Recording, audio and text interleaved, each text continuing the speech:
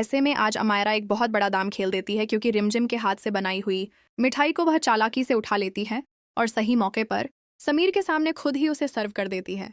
माहौल बिल्कुल सामान्य लगता है, लेकिन इसके पीछे छुपी चाल किसी को समझ नहीं आती। जैसे ही समीर उस मिठाई को छकता है, उसके चेहरे पर एक अलग ही एहसास संगीत दिखाई देता है। वह उसी स्वाद में खो जाता है जो उसे अपने बचपन की याद दिलाता है।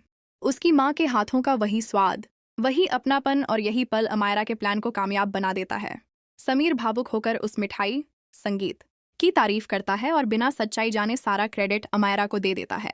उसके लिए यह सिर्फ एक मिठाई नहीं, बल्कि उसकी यादों से जुड़ा एक एहसास होता है, और यही बात रिमझिम के दिल को सबसे ज्यादा चोट पहुंचाती है।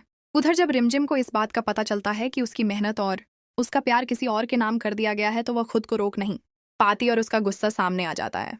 वह सीधे अमायरा का सामना करती है और माहौल अचानक से काफी तनावपूर्ण हो जाता है। अमायरा भी पीछे हटने वालों में से नहीं है। वह रिमझिम को नीचा दिखाने का कोई मौका नहीं छोड़ती और अपने शब्दों से उसे और उकसाने लगती है।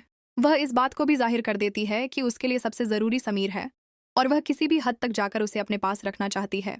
अब कहानी उस मोड़ पर पहुंच चुकी है जहां एक छोटी सी चाल ने रिश्तों में बड़ी दरार डाल दी है।